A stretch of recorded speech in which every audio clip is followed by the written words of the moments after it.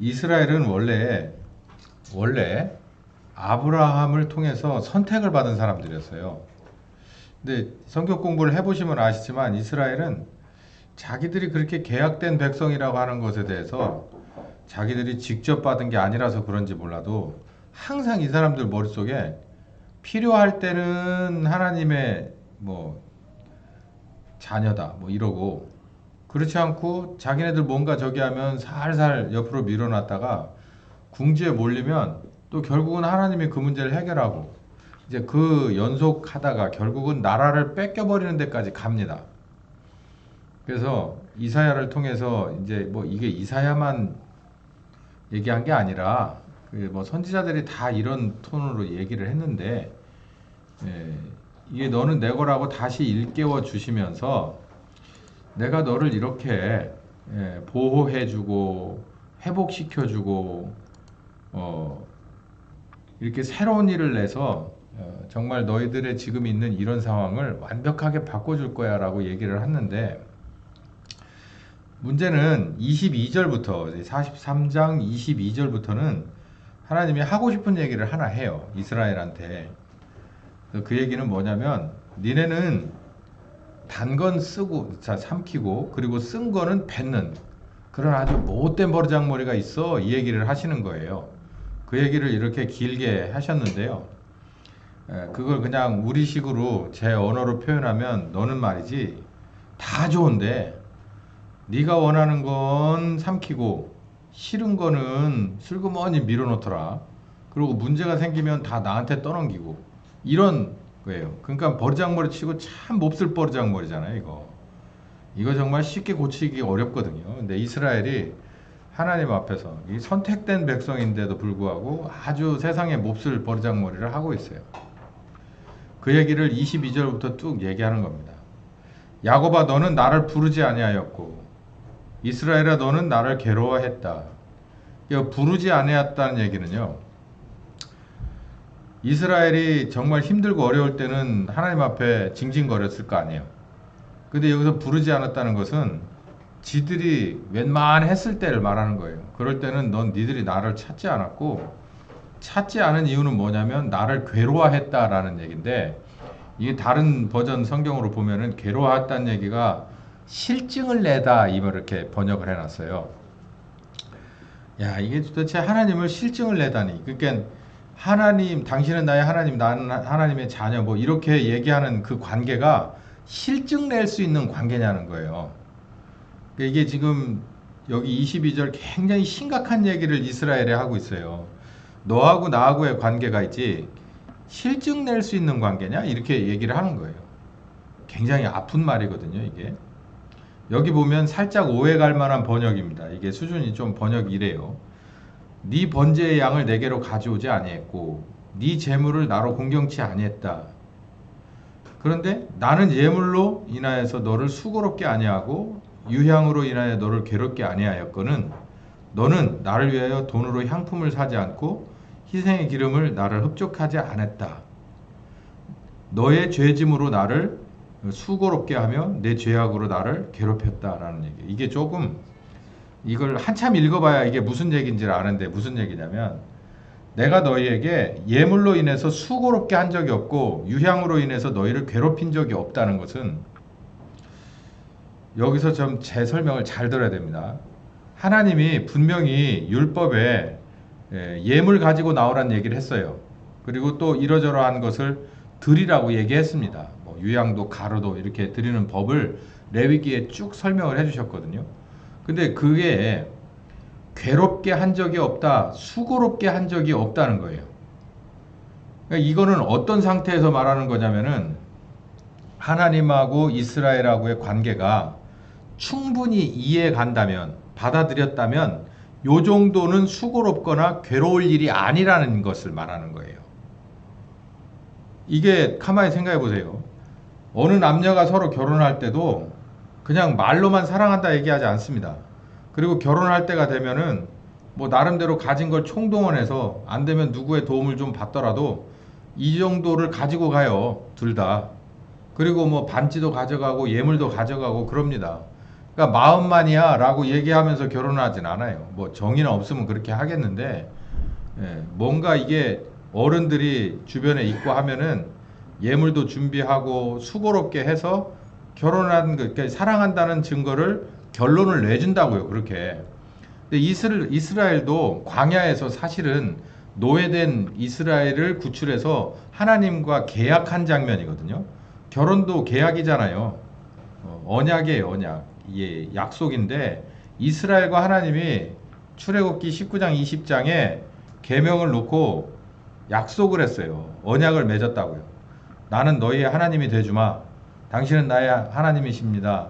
뭐 이렇게 너희는 나의 백성이 되고 이렇게 약속을 상호간에 했는데 거기에 맞는 예물도 유향도 괴로울 정도 수준이 아닌 거예요. 이걸 괴롭다고 하면 하나님과의 관계는 잘못된 관계예요. 그 내가 이거 결혼하는데 이렇게 예물을 들고 가는 것이 그러면은 그건 이 젊은 남녀의 사랑이라고 하는 걸 무게를 다시 재봐야 돼요. 그것처럼 수고롭지 않고 괴롭지 않은 건데도 불구하고 니네는 그걸 안 했다는 거예요. 이 말은 안 바쳤냐 이게 아니고 이거 오해하면 그럴 수 있어요. 물론 말할 필요 없는 초보 수준은 뭐냐면 야 결혼하는데 예물도 안 가지고 온다는 게 말이 돼? 이거 그러니까 안 가지고 온다는 것 자체가 잘못된 거다라고 그러니 가지고 오라라고 하는 투로 이 말씀을 해석하고 교훈으로 받을 수도 있지만 그 정도 수준을 우리는 넘어섰으니까 제가 오전에 말씀드렸다시피 하나님 앞에 아들의 피값으로 구원받을 기회를 얻고 성령님과 함께 한다 그러면 그걸 어떻게 돈으로 환산을 해요. 그러니까 이게 돈의 문제가 아닌 거죠. 그러니까 우린 이미 그거를 뛰어넘어야 될 사람인 것을 우리는 전제로 하고 이 구약의 말씀을 우리가 가만히 본다면은 반드시 기본적으로 하나님과 이스라엘 관계는 드려야 될 하나님이 명령하신 예물과 유향이 있습니다. 그걸 반드시 해야 되는데 수고롭고 괴롭게 하라고 그걸 해준 게 아니에요. 예물과 이 유향을요 하나님이 그걸 받아가지고 전대에다가 일주일에 한 번씩 받아가지고 집어 넣는 게 아니란 말이에요. 그러니까 이거를 이스라엘 입장에서 볼 때는 괴롭다 생각하면 안 되고 사실 그 회막에서 그리고 성전에서 예물을 드리는 건 뭐 지금도 교회가 마찬가지지만 그건 다 우리들을 위해서입니다. 그때도 이스라엘을 위해서 존재하는 거죠. 하나님 앞에 가는 것은 그냥 냄새만 올라가는 거예요. 냄새만. 물질적으로 본다면 하나님은 그 마음을 받으셨겠죠.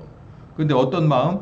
괴롭게 드리는 거 소용없고 수고롭게 드리는 거 소용없는데 니네 그렇게 생각했다는 거예요. 그래서 결국은 나중에 뭐 했냐면 실증 냈다 이거예요. 실증. 나 이 관계가 싫어. 이쯤 되니까 결국은 이거 해야 되고 저거 해야 되고 애들 데리고 가려면 하나하나당 헌금 내야 되고 이러이러한 것이 실증이 난 거예요. 실증이. 그러니까 정말 속된 말로 배지가 불러서 뭐 했고 호강에 교와서 어디에 앉은 거야 마찬가지예요. 지금 이스라엘이 하는 짓이. 그래 놓고 어떤 상황이 됐다. 이사야 43장에 그 시점이 된 거예요. 그렇게 식민지로 잡히고 정말 인생 정말 나라 뭐 이런 희망이 절망이 돼버린 그 상태로 갔다라고 하는 것을 이게 찔르시는 말씀입니다. 지적하는 거예요. 너는 나를 위해 돈으로 향품을 안 샀다. 희생의 기름을 흡족게 안 했다. 아니 사랑하는 관계만 하더라도 뭔가를 뭘 어떻게 하려고 노력을 하는 게 그게 인지상정인데 하나님하고의 사이가 이런 거 아니라는 거 이거 없다는 거예요. 그러면서 오히려 뭐 했냐면 네 죄짐으로 나를 수고롭게 했으며 수고롭게 했다는 건 뭐냐면 하여간 문제를 만들어 가지고 내 앞에다가 놨다. 그러므로 인해서 내 마음을 상하게 하고 이걸 해결해야 되는 수고를 나에게 항상 그런 식이다는 거예요. 너희는. 그러니까 내놓으라는 이런 거 예물이나 이런 거는 사랑한다는 증거니까 그걸 가지고 하나님 앞에 나와서 예배를 하고 하나님은 영광을 돌리는 그 관계가 아니라 항상 뭐가 문제가 생겼을 때 온다는 거예요. 죄짐을 앞에다 갖다 놓는다는 거예요. 문제 만들어 가지고 그 앞에만 놓는 그래서 나를 수고롭게 오히려 나를 수고롭게 만드는 네 죄악으로 나를 괴롭게 하는 수고롭게 하고 괴롭게 하는 관계로 이스라엘이 먼저 만들었다는 거예요. 내가 너희에게 지운 예물의 짐과 그리고 재물의 짐이 너희를 수고하게 하고 그리고 실증나게 하려고 하는 관계가 아닌데 이 말은 한마디로 뭐냐면 야곱아 너는 나를 부르지 않았다. 네가 나를 사랑하지 않는다 이 얘기예요. 사랑하지 않는다.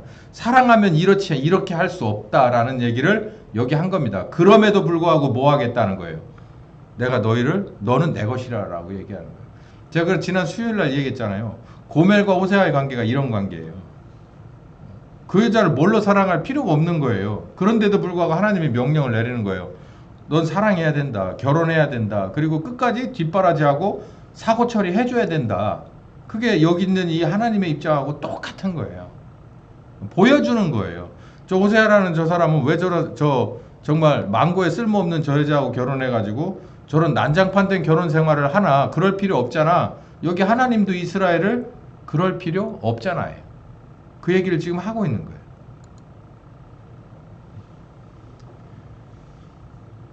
너희들에게는 아주 이 시조가 범죄한 그러니까 역사와 전통이 있는 아주 잘못된 죄가 있다는 거예요. 그리고 그것들을 도말하려고 하는 그러니까 이 지워버리고 깨끗하게 바꿔주려고 하는 교사들이 아니라 그 교사들이 뭘 가르치냐면 네 시조의 범죄를 가르치는 짓을 하고 있는 거예요. 그래서 역사와 전통 있는 이스라엘의 죄다라는 거예요. 이게 뭐냐면은 바로 이겁니다. 이거. 닮은 삼키고 쓰면 뱉는. 이것도 지금 우리가 좀 고민을 좀 해봐야 될 게 뭐냐면 여기 있는 이 이스라엘의 시조가 있는 범죄 이것은 바로 아담의 범죄를 말하는 거거든요. 이 아담의 범죄를 신약에서 바울은 유대교의 정통한 사람이잖아요. 그러니까는 온통 뭐 선지서라든가 이런 거에 대해서는 사실 다 마스터한 사람이라고 해도 과언은 아닌데 이 사람이 모든 구약에 나오는 모든 것을 성령께서 오셔서 이 사람을 새롭게 바꿔놓고 지금까지 알고 있던 구약의 지식을 하나님이 성령께서 원하시는 대로 풀어내는 장면을 보시라고요. 제가 여기 설명한 이사야 43장에 나오는 이 하나님의 이스라엘을 향한 일종의 하소연, 지적사항이 누구에게? 바울에게 다시 한번 왔는데 그게 뭐냐면 이스라엘의 시조가 있는 범죄, 역사와 전통을 가진 니네 조상 때부터 너희들까지 내려온 범죄는 이런 거다. 그래서 첫 번째 두 가지인데 하나는 하나님을 안다 이거예요. 모르는 게 아니에요. 그러니까 더 환장하고 미칠 노릇인 거예요. 하나님 입장에서 뭘 모르는 어린애라 그러면 그냥 막 뭐 묻히고 막 뭐 하고 뭐 했어도 그냥 모르는 녀석이니까 이제 알면 이렇게 안 하겠지라고 생각을 하겠지만 하나님을 뻔히 아는데 예? 지각이 있어서 아는데도 불구하고 뭐 하냐면은 하나님을 하나님으로 대우하지 않아요. 하나님으로 영화롭게 않고 감사치도 않고 그러니까 하나님을 알지만 하나님으로 대우를 하지 않아. 예? 이렇습니다 여러분. 저만한 애들이 부모를 의식하는 건 굉장히 기뻐요. 근데 의식하는데도 이렇게 눈치 보고서 슬그머니 딴짓을 하는 건 저만 할 땐 이쁩니다. 근데 이 아들이 중학교 가고 고등학교 갔는데도 이렇게 해서 부모가 지금 뭘 할 줄 알면서 부모가 다음에 무슨 얘기를 할까 해서 지가 방어를 하고 이러면 어때요? 뭐 하고 싶어요? 예? 예, 이게 녹화될 것 같아서는 말 못하는데 저는 그 정도보다 한 10배는 더 하고 싶어요. 예. 부러뜨려 버리고 싶겠죠. 그 생각 자체를 뭐 뼈를 부러뜨리는 게 아니라 그 생각 자체를 받아들일 수가 없는 거예요. 네가 지금 내 머리 위에서 놀겠다는 얘기야? 이 얘기잖아요. 전 그거 받아들일 수가 없어요. 그러니까 이게 바로 하나님 앞에서 누구의 죄냐면 이스라엘의 죄라는 거예요. 근데 이게 뭐 이스라엘의 죄라고 지금 바울이 로마서 1장에 썼겠어요? 이스라엘을 향해서 하는 얘기가 아니에요. 로마서는 신약의 성도들, 로마에 있는 교인들에게 한 소리예요. 이게 너희들도 하나님은 알지만 우리는 율법을 모르는 이방이네요. 많이 웃기는 소리 하지 마. 니네 양심이 하나님을 알려주거든. 그런 얘기를 합니다. 지금 그러면서 하나님을 알지만 하나님으로 대우하기 싫어하는 마음이라는 거예요. 아는데도 하나님으로 대우하지 않는 건 내가 이렇게 하면 안 되는 줄 알면서도 뭐 한다는 거예요? 한다는 거예요. 아니 안 되는 줄 알면서 왜? 이 기가 막힐 노래 하나님이 볼 때 이 기가 막힐 노래 그래 뭐냐 하면 그건 죄다 이렇게 얘기를 하는 거예요. 안 되는 줄 지가 뻔히 아는데도 하는 거예요. 이거 하나님이 하지 말라 그래서도 안 되고 지난번에 이거 했더니 뜨겁더라. 이거 했더니 차갑더라. 이거 했더니 상처가 나더라. 그러면서도 또 해? 그 죄라는 거예요. 두 번째 죄는 뭐냐면 저희가 마음에 하나님을 두길 싫어한다는 거예요. 그러니까 실증 나는 거예요. 나 아예 하나님의 밑에 있는 것 자체가 나는 이거 잘못된 관계야. 난 이거 자체가 싫어라고 생각하는 거예요. 저도 이게 뭔지 압니다. 아니, 싫은 거예요. 그 울타리 자체가 싫은 거예요. 응? 그런 경우 꽤 있어요. 어쩌다 보니까 믿는 여자하고 결혼해서, 어쩌다 보니까 믿는 남자하고 결혼해서, 어쩌다 보니까 믿는 부모 밑에서 태어나가지고, 어쩌다 보니까 나는 아무것도 모르겠는데 매번 절기를 지켜야 하고 헌금해야 되고 주일날 가야 되고 믿는 배우자 노릇 해야 되고 뭐 해야 되고 억지 춘향이 노릇 다 해줘야 되는 거예요. 그럴 때 속에서 이게 우러나는 게 있어요. 나 차라리 이 울타리를 벗어나 버렸으면 좋겠다. 이런 생각을 하는. 그것도 하나님이 뭐라고 그러냐면 죄라고 말합니다. 이 두 가지가 죄인데 이스라엘이 그러고 있는 거예요. 이스라엘이. 그러면서도 그냥 칼같이 하나님이 내가 예를 들어서 10개 중에 5개 틀리면 너는 낙제야 라고 하는 기준이 있다면 다 떨어져 나갔을 거예요. 그냥 다 낙제가 됐을 거예요. 근데도 이사야 40장에 뭐라 그래요? 너는 애초에 누구 거라는 거예요? 내 거라는 거예요. 이게 사람 미칠 노릇인 거예요, 이게. 그래 하나님 입장에서 보면은 이거를 어떻게 못하는 거예요. 그냥 내 거라는 거예요. 내 거라는 거. 내 거라는 거예요. 예전에도 그렇고 이렇게 낭패를 본 이 상황에도 그렇고 그게 전제 조건입니다. 전제 조건. 그러니 어쩌자는 거예요. 그러니 우리가 정말 알면서도 진흙탕에 들어가서 떼장을 피우는 그런 짓을 그만하자는 얘기예요. 왜냐하면 시간도 다 됐어 이제. 세상을 보세요. 얼마나 더 갈 것 같습니까? 저는 몇 년 뒤에 계획이 없어요. 그 계획이 무의미할 것 같아요. 곧 오실 것 같아요. 곧 오실 것 같아. 그 모든 선한 계획이 또 그 원대한 계획이 우리로서 필요가 없어요. 그리고 가만히 생각해보니 애초에 그런 계획은 우리에게 의미가 없었더라고. 우리는 아버지 하나님과 아들과 성령님이 하시고자 하는 추수에 입각해서 그렇게 목회를 했어야 하고 그렇게 목양을 했어야 되고 그렇게 끌어왔어야 되고 그렇게 따라왔어야 돼요. 지금이라도 늦지 않았으니까 유종의 미를 거둬야 됩니다. 그래서 하나님의 소유된 이스라엘은 이렇게 했어야 합니다 라고 하는 의무예요. 추수감사절이잖아요. 우리가 먹을 만큼 먹었어요. 배부르게도 먹었고 즐거울 만큼 웃었습니다. 함께 모여서 있으니 이 얼마나 좋습니까? 오케이, 다 좋습니다. 100점인데 이스라엘의 의무가 있어요. 하나님의 소유가 된 의무. 비록 지금은 망가져서 마이너스 시점이라 하더라도 이제 이스라엘의 의무를 제대로 한다면 하나님은 여전히 너는 내 것이다 라고 하는 관계는 계속해서 유지가 될 것이고 오히려 더 하나님과의 관계는 더 격상될 것이다 라는 것을 우리는 알아야 돼요. 그래서 11절에서부터 12절 43장 11절에서 12절을 한번 읽어봅시다. 시작. 곧 나는 여호와라. 나 외에 구원자가 없느니라. 내가 고하였으며 구원하였으며 보였고 너희 중에 다른 신이 없었나니 그러므로 너희는 나의 증인이요 나는 하나님이라 여호와의 말이니라 라는 얘기예요. 이게 번역이 매끄럽지 않지만 이 얘기가 무슨 얘기냐면 애초에 너희를 구원할 자는 나였다는 거예요. 만들기도 내가 만들었고 너희가 범죄하였더라도 내가 너희를 구원하겠다고 약속한 여호와다. 창세기 3장 15절에 그 여호와야 라고 얘기를 하는 거예요. 지금 그러면서 너희는 나의 증인이라는 거예요. 너희를 내가 분명히 구원해서 하나님의 자녀로 복권시킬 건데 그렇게 된 너희가 하나님의 자녀로 죽을 수밖에 없는 죄인에서 하나님이 다시 만든 새로운 창조물 하나님의 자녀로 복권된 것이 그런 열매를 맺는 것이 너희들은 나의 증인이라는 거예요. 내가 구원하는 여호와 하나님이구나 라고 하는 것을 다른 모든 자들에게 다른 모든 신들에게 다른 모든 왕들에게 증인이 되는 사람이어야 한다.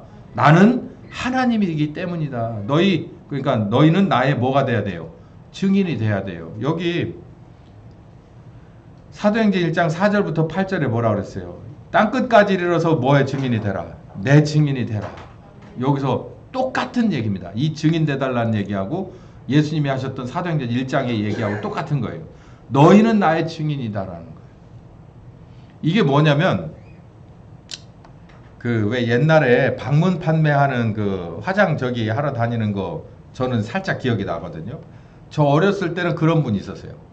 그냥 보잘것없는 아줌마 하나가 동네 이렇게 마당발인 아줌마 하나가 막 따라다닙니다. 막 이렇게 막 그 다녀요. 그러면은 이따만한 네모난 화장백을 그 케이스를 들고 이렇게 키도 크고 예쁘게 이렇게 잘 화장을 한 언니 하나가 따라다요. 예? 그 혹시 기억나세요? 네. 그리고 뭐 해요? 그분이 뭐가 되는 거예요? 화장품 모델이 되는 거예요. 그러니까 비록 나는 나이도 먹고 주름도 있고 이렇게 키도 작고 이래서 이 해봐야 폼도 안 나지만 여기 있는 이 모델을 보라는 거예요. 그 이 화장품 바르니까 이 베이스가 이렇게 되고 이렇게 해서 얼굴도 하얘 보이고 그런데 상대방은요 사실 그 아줌마하고 똑같은 레벨이에요. 밭에서 밭 매던 사람들. 근데 누굴 보는 거예요? 이 모델을 보는 거예요. 그러면서 나도 뭐 할 수 있을 거야 라고 착각하는 거예요. 그러고 죄송합니다. 착각하는 거예요. 그러고서 충동 구매를 하는 거야. 막 이런 마스카라 이런 거 붙여봐요. 그러면 저 아저씨한테 혼납니다. 이 미친 거 아니냐고. 내 집을 잘못 들어온 거 아니냐고. 하나도 안 어울린다고. 그럴 소리를 듣지 않을 거라고 착각을 하고 누굴 보고 모델을 보고서 아 이게 화장품이 이렇게 사람을 바꿔놓는구나 이렇게 하는 거예요. 여기 증인이 그거예요. 예수님도 너희는 나의 증인이라. 예루살렘에서부터 땅끝까지 내 증인이라는 거예요. 성령께서 함께 가십니다. 어디 방방곡곡을 데리고 다녀요. 근데 누굴 데리고 다니냐면 모델을 하나 데리고 다녀요. 모델을 하나. 여기 화장품 모델은 이만큼 잘생겨야 돼요. 그리고 이뻐야 돼요. 화장도 잘 받아야 돼요. 근데 우리는 그렇지 않아요. 그냥 예수님 닮아서 연한 순 같고 보잘것없고 남들이 그냥 다 별거 아닌 사람이에요. 그런데 보아라 뭐가 되었으니까 새로운 사람이 되었으니까 데리고 다니면서 보여주는 거예요. 내가 원래 이런 사람이 아니었는데 이렇게 해서 우리 주님 만나서 회개하고 복음을 믿고 성령님 따라다니면서 십자가 복음 뒤쫓았더니 내 인생이 이렇게 바뀌었다라고 하는 모델이 하나가 있어야 되는 거잖아요. 그래서 이스라엘에게 그러는 거예요. 너희가 지금 부족하고 연약하고 맨날 잘못하고 헛발질을 하더라도 너희를 반드시 구원해내고 애초에 너희는 내 거였으니까 내가 반드시 구원할 거예요. 나는 여호와라. 나 외에 구원자가 없다. 너희에게는 반드시 내가 구원해내서 뭘 삼을 거다. 너희는 나의 증인을 삼을 것이다 라는 거예요. 내가 사탄의 꼬임에 빠져가지고 그 작전에 빠져서 이 창조의 계획을 완전히 수포로 넘어갈 것 같지? 그렇지 않아. 내가 새로 만들어서 새롭게 창조한 새 나라와 새 하늘과 새 땅을 봐라. 그 중에서도 완전하게 변한 이제는 빈틈없는 나의 자녀가 된 이 피조물 중에 이 인간들, 새로운 인간들을 봐라. 내 아들을 닮은 이 효성스러운 충성스러운 내 아들을 봐라. 여기 증인이 있지 않느냐라고 했을 때 누가 한마디도 못할까요? 마귀 새끼가 한마디도 못하겠죠. 하나님은 하나님이시구나. 내가 범접할 수가 없구나. 무적행에 들어가야 돼요.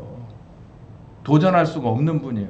네가 그런 식으로 망쳐놨어도 하나도 손상 없이 사람을 죽이지도 않고 사람을 다 멸절시켜버리지도 않고 더 새로운 나라 새로운 하늘과 땅에서 더 새롭게 업그레이드된 인간과 하나님은 안식하시는 그런 나보다는 차원이 이만큼 높은 여호와 하나님이시구나. 그걸 증인이 되게끔 하는 거예요. 그래서 누굴 멸하시려고? 사탄하고 그 밑에 있는 쫄개들 그거 따라가던 인간들 싹 갖다가 처벌해 버리시려고 하는 거예요. 여러분 이 내막을 꼭 아시고 따라가시기를 바랍니다. 우린 예수의 증인인데 이 예수의 증인이 바로 하나님이 우리에게 원하시는 죄인을 구원하시고 지금까지 성령님이 함께 하시는 뜻인 거예요. 우리는 이 증인의 사명을 반드시 감당해야 됩니다. 예수 그리스도의 증인, 바로 여호와 하나님의 증인인데요. 소금과 빛이라고 했어요. 그러니까 증인이, 그러니까 아까 화장품 언니는 따라다니면서 점심도 얻어먹고, 아유 어쩜 이렇게 이뻐, 어쩜 이렇게 날씬해, 나도 처녀 때 이랬는데, 그러니까 이렇게 꼬치꼬치 비판받거나 그렇지는 않아요. 어디든 다니면서 월급이 얼마나 되는지 몰라도 그냥 다니면서 그냥 이쁘다 뭐 화장 잘 받는다 막 이렇게 하지. 저거 몹쓸 거야. 저거 완전히 배려버렸네. 막 이런 소리는 안 들을 거라. 근데 예수님의 증인은 그렇지 않아요. 세상의 빛과 소금인데 소금과 빛이 꼭 필요한 것인 줄 알지만 소중한 줄은 모릅니다. 그냥 소금이 정말 중요한 건데요. 이만큼 이렇게 해서 이 퍼다가 먹다가 남으면 이 소금을 다시 소중하게 이렇게 킵하는 사람이 없어요. 뭐 합니까? 그냥 다 털어 버려잖아요. 그냥 빚도 마찬가지예요. 그냥 뭐 아낌없이 그냥 막 써대는 거죠. 이게 뭔가가 태워서 된다는 것이라는 것을 상상하지 않아요. 근데 예수님이 그렇더라도 세상에 많은 사람들이 알아주지 못할지라도 너희는 세상의 소금과 빛이라고 얘기를 하는 거예요. 그러니까 하나님의 사랑이 그리고 예수님의 십자가에 순종하신 그 은혜가 얼마나 거룩하고 소중한 것인지에 대해서 세상 사람들은 인정하지 않습니다. 그렇지만 너희는 나를 알았고 내가 너희를 알았으니 너희들도 세상에는 소금과 빛과 같은 존재가 되라고 얘기를 하는 거예요. 이게 예수님 따라가는 길이죠. 증인이 되려면 이거 우리가 미리 알고 따라가야 된다는 거예요. 그럼 이렇게 말씀하십니다. 저희로 너희의 착한 행실을 보고, 그러니까 소금과 빛에는 뭐가 있어야 되냐면 빛에는 빛이 있어야 하고 소금에는 맛이 있어야 되는데 그것을 착한 행실이라고 말하고 있어요. 이 착한 행실로서 너희는 소금과 빛의 역할을 해라. 암흑 속에서 그리고 부정 속에서 빛과 소금으로 너희들이 있어야 될 장소를 잘 지켜내라 이 말이에요. 그럼 이 착한 행실이 뭘까? 우리 요셉이가 참 착합니다. 요셉아 그러면 이거 해라 그러면 싫다고 하는 게 거의 없어요. 할 수 있는 거 다 합니다. 다. 그럼 이게 착한 거냐? 우리가 생각할 땐 이게 착한 거잖아요. 이 정도 수준이 착한 거라고요. 근데 이것보다 성경은 뭐라고 말하고 있나? 우리가 조금 더 갖춰야 될 착함은 뭐냐? 증인의 자격에서 아까 마태복음 5장에 나오는 너희의 착한 행실이라고 하는 요걸 좀 고민해 봅시다. 자, 에베소 5장 8절에서 9절 보면은 빛의 자녀로 행하라. 빛의 열매는 모든 착함이 들어있고 의로움이 들어있고 진실함이 들어있어요. 그럴 때 이 착함은 goodness라고 하는 영어 단어를 써요. 그리고 의로움은 righteousness. 제가 이거 여러 차례 강조했죠. 이 righteousness는 이 공의는 사람의 공의가 아닙니다. 하나님의 공의예요. 그리고 이 진실이라고 하는 것은 진리를 말하는데 하나님의 진리를 말하는 거예요. 이 착함을 맨 마지막에 해석해 봅시다. 진실, 이 truth하고 righteousness는 하나님의 것이에요. 사람의 것이 아니에요. 사람은 진실하지 않습니다. 사람은요 공의롭지 않아요. 왜 그러냐면 우린 하나님이 아니기 때문에 반드시 뭐 할 수 있느냐면 흔들릴 수 있어요. 흔들릴 수 있어. 이게 좌표가 흔들리는 건 기준이 될 수가 없어요. 어떤 상황에도 내가 공의로움을 유지할 수 있느냐, 그리고 어떤 상황에도 옳은 것, 하나님 편에서 옳은 것에서 좌우로 치우치지 않을 거냐라고 할 때 그럴 수 없다는 거예요. 어떤 사람이 빛의 자녀가 아닌 사람은 그럴 수 없다는 거예요.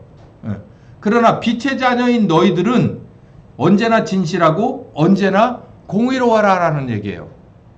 하나님을 닮는 것이 이런 거라는 거예요. 하나님을 닮는 게.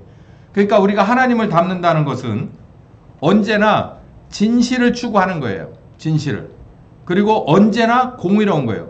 어떤 상황에도 내가 이러니까 이런 것을 감안해서 이렇게 한 2클릭 정도 좌측으로 가거나 아니면 필요 이상으로 우측으로 2클릭 정도 움직이는 상황 논리를 집어넣는 것은 안 돼요.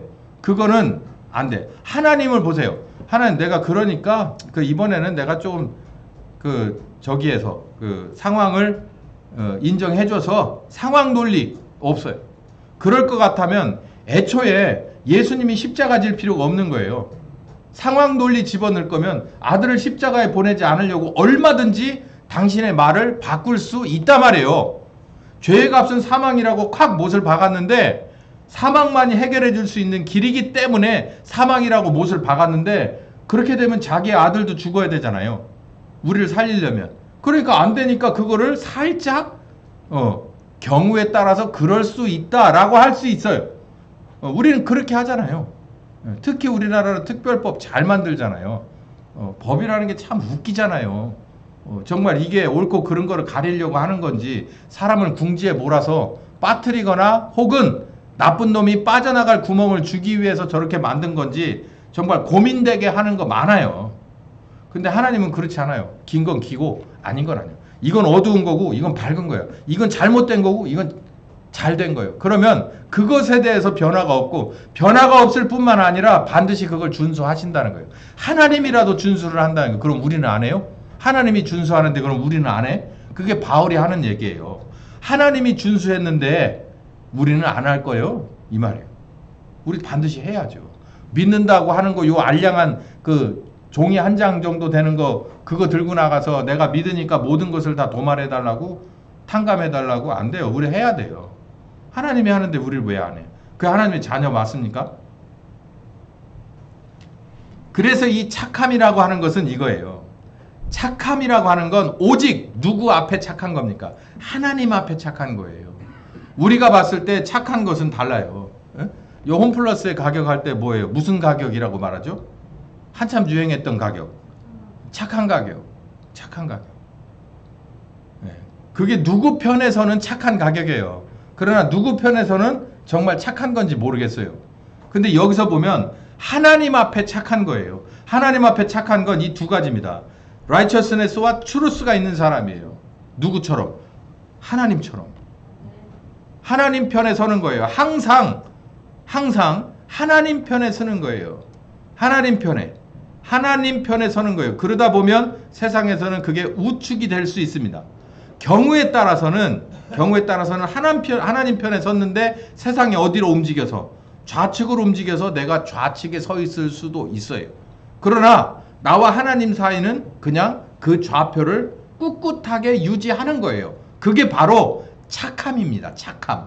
어떤 상황에도 좌우로 치우치지 않고 하나님하고의 일직선상에 서 있는 사람, 세상의 바람에 흔들리지 않는 사람, 세상의 상황에 맞추지 않는 사람, 하나님 앞에 딱 일직선상에 서 있는 사람, 이게 바로 빛의 자녀예요. 빛의 자녀.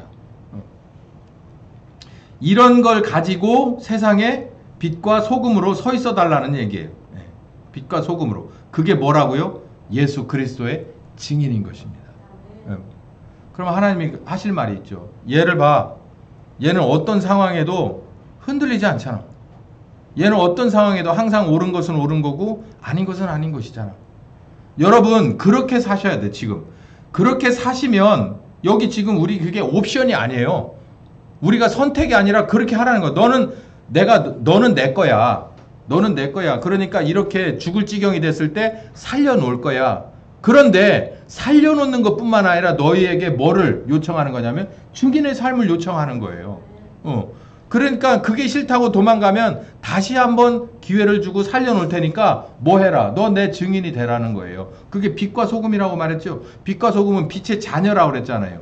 공의와 진리가 있는 사람. 하나님의 하나님과 나의 위치가 서로 움직이지 않는 사람이라고 제가 말씀드렸잖아요. 그러면 뭐가 올까요?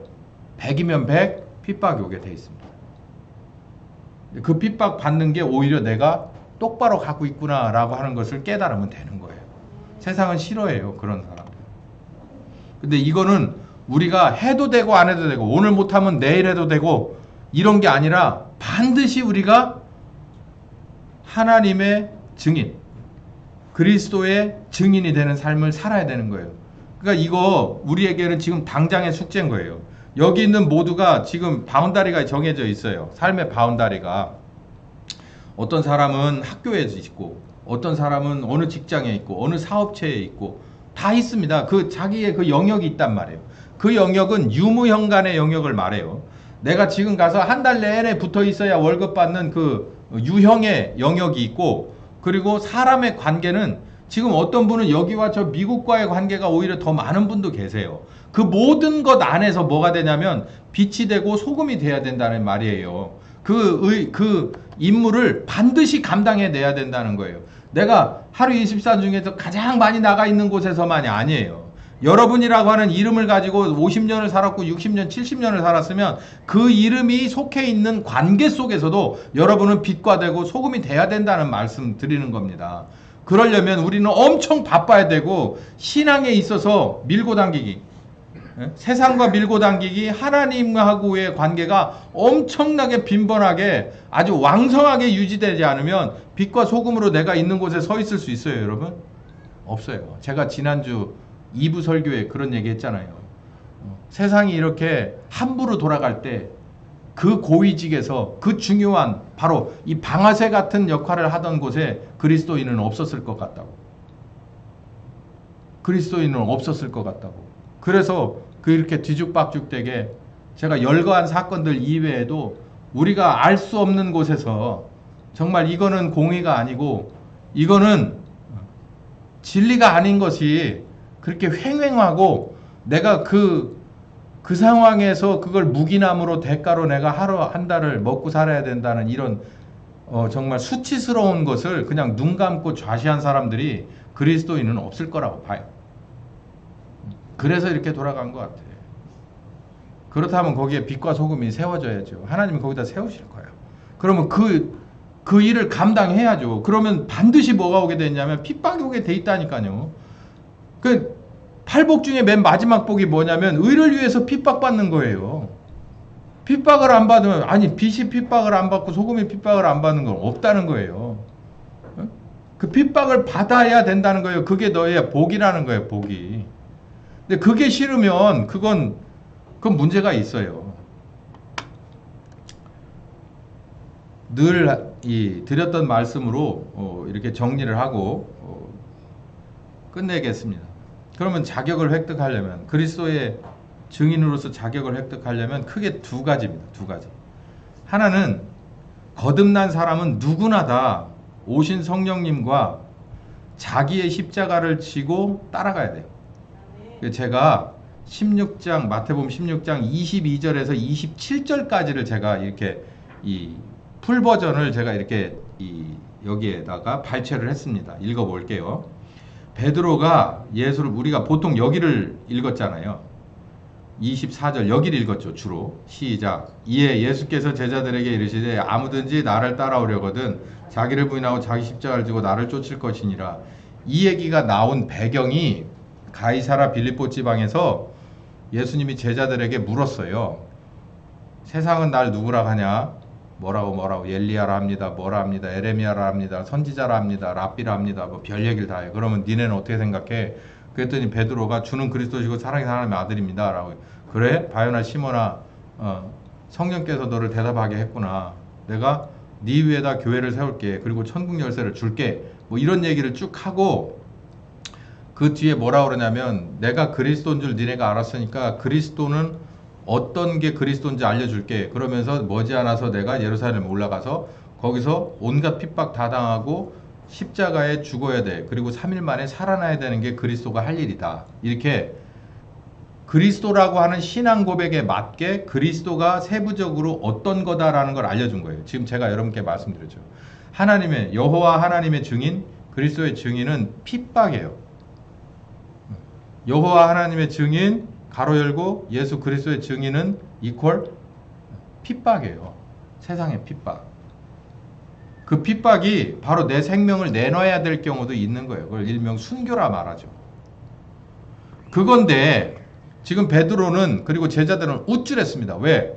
권세와 능력을 가지신 예수님이 그리스도라고 하니까 그러면 그렇게 생각한 거예요. 이 권세와 능력이 나한테도 콩고물 좀 떨어지겠군 이렇게 생각을 했어요. 그러니까 그냥 붕 떠 있는 상태에서 근데 그리스도는 십자가에 죽어야 돼 라고 얘기를 하니까 베드로가 그거 아닙니다 라고 얘기를 해요. 베드로가 예수를 붙들고 가나에 가로되 그리 마옵소서 이 일이 결코 주께 미치지 않을 겁니다. 그러면 예수님이 십자가 지는 게 안타깝고 정말 가슴 아파서 이 소리를 하기도 했겠지만 사실은 뭐가 있는 거예요? 자기들도 나락으로 가는 거예요. 예수님하고 한 배를 탔잖아.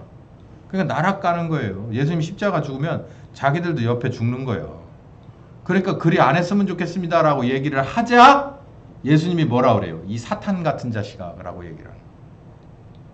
그러니까 사탄이 어떻게 하는 겁니까? 사탄은 멀리서 오지 않아요. 가까운 데 있어요. 가까운 데. 나에게 힘을 보태는 그런 세력 가운데 있는 거예요. 그러니까 사탄은 내 속에 있어요. 내 속에. 때로는 하나님의 말씀을 따라가고자 무진애를 쓰는 그리고 때로는 뭘로? 슬그머니 합리화시키는 그게 내 속에 있다는 거예요. 예수님의 제자 속에 사탄이 들어있는 거예요. 베드로만 있었습니까? 진짜 팔아먹은 유다도 있었죠. 그러니까 예수님이 그걸 칼같이 분별해내고 잘라내버립니다. 사탄아 내 뒤로 물러가라. 너는 사람의 일을 생각한다. 나는 하나님의 일을 생각하는데 라고 분별해버립니다. 그리고 나서 예수님께서 제자들에게 이렇게 말하는 거예요. 나를 따라오려거든 자기를 부인해라. 여기서 자기를 부인하라는 게 무슨 얘기일까요? 여기 위에를 다 읽었으니까 이제 아시겠죠? 누구 생각을 버리라는 거예요? 내 생각을 버리라는 얘기죠. 누구 생각을 따라가라는 거예요? 하나님의 생각을 따라.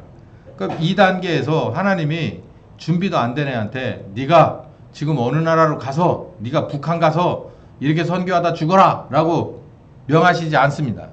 뭘 명하시냐면 거기까지 갈 수 있는 사람을 만들어요. 하나씩 차분하게. 어디서부터 출발하냐면 내 속에 있는 문제, 내 현실의 문제, 아주 기본적인 내가 속박당하는 문제에 대해서 그 문제부터 해결해요. 예를 들어서 내가 돈에 약점이 있는 사람이면 그 돈 문제를 해결합니다. 하나님이. 예? 그리고 내가 뭔가 이 성격에 문제가 있는 사람은 성격을 내가 그리고 뭔가 남성성이나 여성성에 문제가 있는 사람 반드시 이 문제도 해결하고 넘어가요.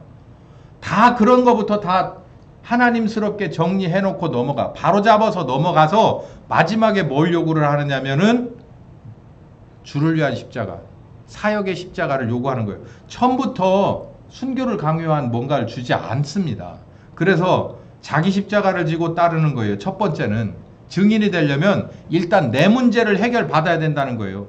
내 문제가 해결 안 되면 안 돼. 아까 이 화장품 아줌마 얘기했잖아요. 화장품을 발라서 뭔가 이게 바른 표시가 나게끔 하려면 피부 관리도 해야 되고 몸매 관리도 해야 되고 옷도 입어야 되고 다 해야 되잖아요. 그러면 내가 뭔가를 만들어야죠. 피부도 만들고 몸도 만들고 이런 많은 것들 외울 것도 외우고 걸음걸이도 배우고 그래야 되잖아요. 그런 데 있어서 방해되는 내가 지금 가진 잘못된 것들을 싹 먼저 바꿉니다. 하나님은 그냥 이렇게 앞서서 그냥 됐다 다 됐고 그냥 오늘부터 이거 해 이런 식으로 안 해요.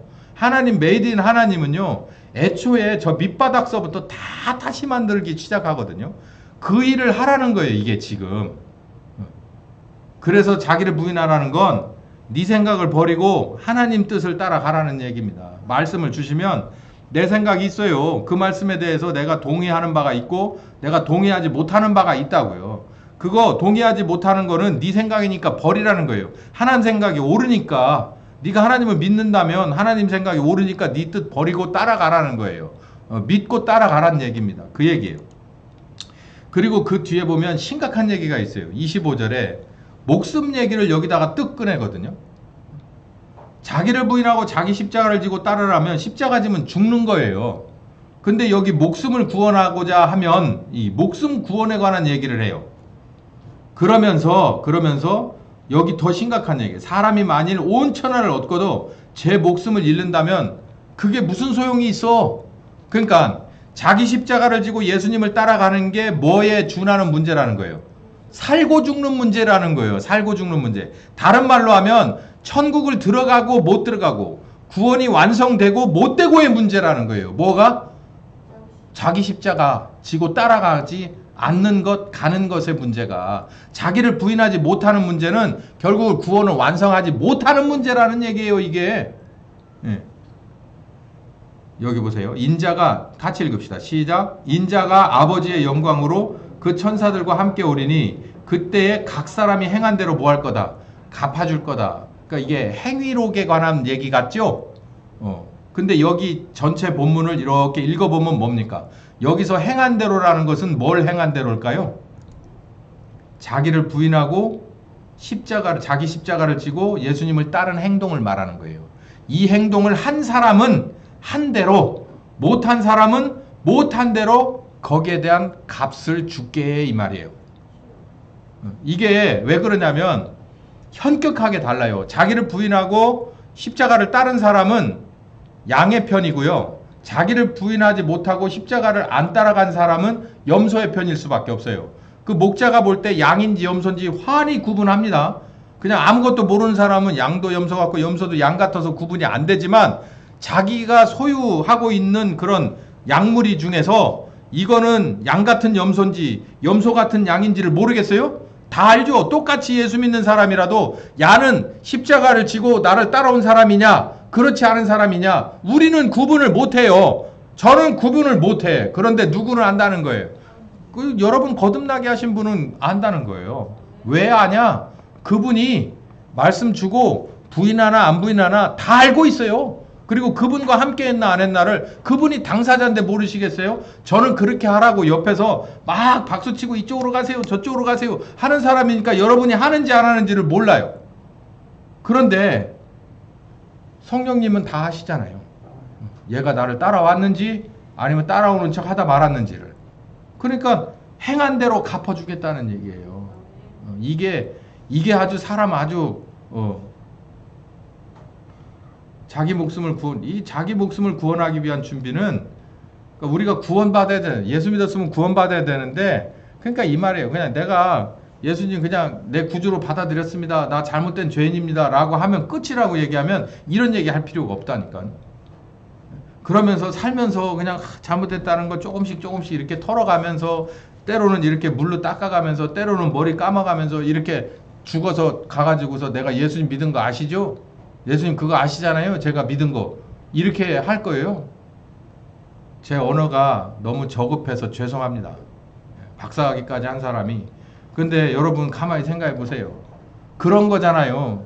언젠가 내가 믿었어요. 눈물 찌익 하고. 그리고 나서 이러고 살고 저러고 살고 이리 뒹굴고 저리 뒹굴고 이 상황 논리 저 상황 논리 이런 얘기 들었어도 그냥 그땐 그렇지만 또 이쪽으로 갔다 저쪽으로 갔다 그러고 나가지고서 하나님 앞에 가가지고서 하나님 저 아시잖아요. 제가 언젠가 제가 은혜 받고 고백했잖아요. 예수님은 다 그대로 갚아준다는 거예요. 그대로.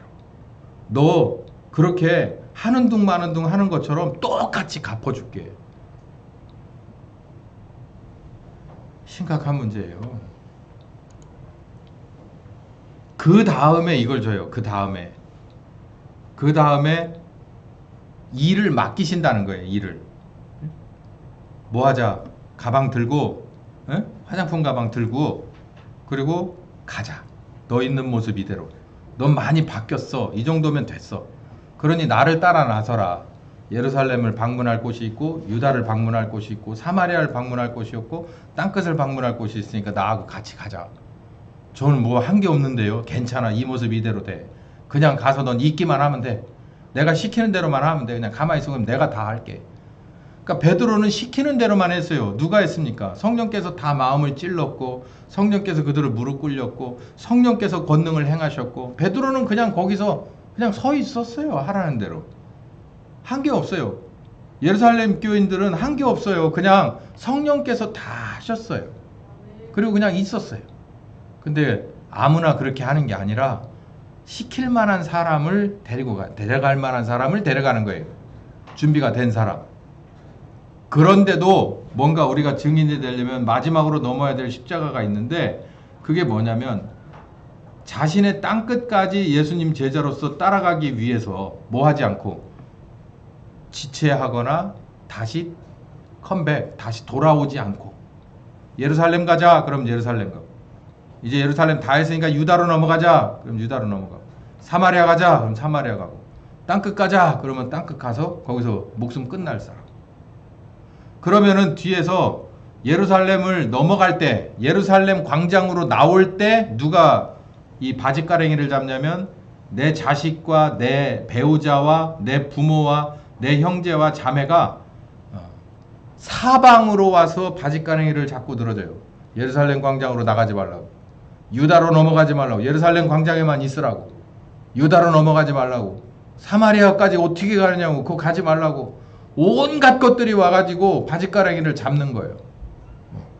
남들이 와서 잡으면 그냥 매몰차게 탁 잘라버릴 수가 있지만 여기 보니 이 관계 중에서 어떤 거 하나를 매몰차게 자를 게 어디 있습니까? 못 간다는 거예요. 여기에 지면. 이 누가복음 14장 28절부터는 두 가지 비유가 나옵니다. 전쟁을 하러 떠나는 사령관 입장에서 데리고 나갈 군사들을 점검하는 거. 그리고 막루를 지어야 되는데 성루를 지어야 하는데 건물이에요. 건물 뭐 15층짜리 20층짜리를 지어야 되는데 내가 얼마나 건축비를 가지고 있는지를 점검하는 건축주의 입장을 얘기를 하는 거예요. 여기 성령께서는 땅끝까지 가야 돼. 방문할 때를 다 정해놨어. 저 사람한테 가서 얘기하면 복음을 전하면은 저기에 효과가 있을 것 같아. 예루살렘에서 유다에서 사마리아에서 땅끝에서 얼마든지 계획을 딱 잡아놨는데 이게 가방 들고 따라올 놈이 예루살렘 광장으로 나가는데 애들이 붙잡어. 에? 그리고 유다로 넘어가는데 마누라가 붙잡어. 사마리아로 가는데 부모가 붙잡어. 그래가지고 갈까 말까 이러면은 성령님은 도대체 그 일을 할 수가 있어요? 못 하잖아요. 그러니까 애초에 이 문제가 해결하지 안 된 사람은 안 데리고 간다는 거예요. 안 데리고 가. 그러니까 이 문제를 해결하고 와라. 이게 바로 일명 주를 위한 십자가인 거예요. 이 두 가지는 제가 목회 20년을 하면서 계속해서 말씀드려요.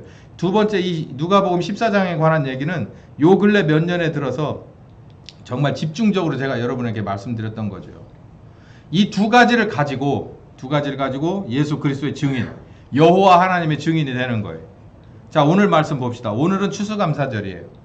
제가 오늘 이불을 해겠다는 둥 안 해겠다는 둥 기억은 나지 않습니다.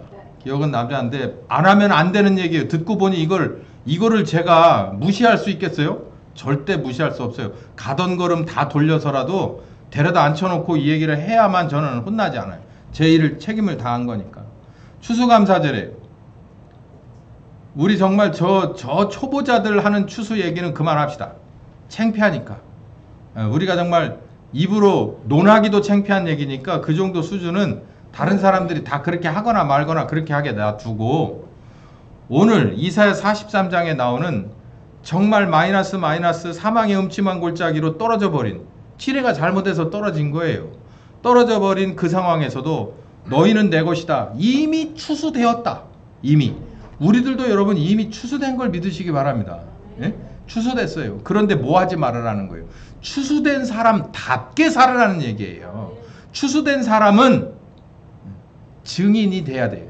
나를 추수하신 여호와 하나님, 이 구약의 시점에서는 나를 추수하신, 나를 소유하신 여호와 하나님의 증인답게 사는 개인과 가정과 그리고 나라가 됐어야 되는 거고, 신약의 우리들은 예수로 말미암아서 거듭나게 회개하고 복음을 믿어 거듭나게 하신, 우리를 손에 넣으신 소유물로 예수의 피를 앞에 내놓고 그리고 우리를 소유하신 그 하나님을 우리는 따라가야 되는 거예요. 그 증인이 돼야 되는 거예요. 그래서 예수님이 그랬잖아. 너는 땅끝까지 내 증인이 되다고. 성령께서 오시면. 그러려면 두 가지 문제를 빨리 해결해야 돼요. 성령님 따라가려고 하는 데는 첫 번째, 내가 가진 문제들을 다 털어야 됩니다. 더러운 부분은 씻어내야 되고요. 좀 잘못된 부분은 고쳐서 새롭게 튼튼해져야 되고 온전하게 돼야 됩니다. 내가. 그게 바로 첫 번째. 마태복음 16장에 자기를 부인하고 십자가 지며 성령님을 따라가면서 내가 바뀌어져 가는 게 있고, 두 번째는 이제 성령께서 이제 가자 하실 때 그 어떤 것에도 이렇게 지체되지 않을 관계, 가까운 관계 속에서도 결국은 내 목숨도 지체되지 않을 그런 사람으로 바뀌어가는 이 십자가까지 지고 나서 우리가 그리스도의 증인이 될 수 있다는 거예요. 어딘가 부족한 점이 어디 있죠? 저 밑에 어디께서 내가 스톱됐구나라는 것을 기억하시죠? 여러분 그걸 찾아내셨으면, 깨달으셨으면 이 추수감사절을 기점으로 해서 더 열심히 여러분은 따라가야 됩니다. 시간 없어요. 시간 없어. 시간 없어요. 이미 어두워졌어요. 시간 없습니다. 열심히 따라가서 온전한 그리스도의 귀한 알곡들이 다 되시길 예수님의 이름으로 축원합니다. 주님 감사합니다. 추수감사절을 정말 즐겁고 행복하게 그리고 맛있게 정말 즐겼습니다. 이 가운데서 우리가 얻을 건 다 얻었는데 아버지와 아들과 성령 하나님 앞에 드릴 것이 부족한 점을 깨닫고 오늘 이 귀한 말씀을 들었습니다. 첫 번째, 두 번째 십자가로 우리가 온전하게 주님 따라갈 준비가 되어 진정 아버지가 원하시고 아들과 성령님이 원하시는 그 예수 그리스도의 증인이 다 될 수 있는, 그러기 위해서 열심히 따라가는 우리 모두가 되게 하여 주시옵소서. 예수님의 이름으로 기도했습니다. 아멘.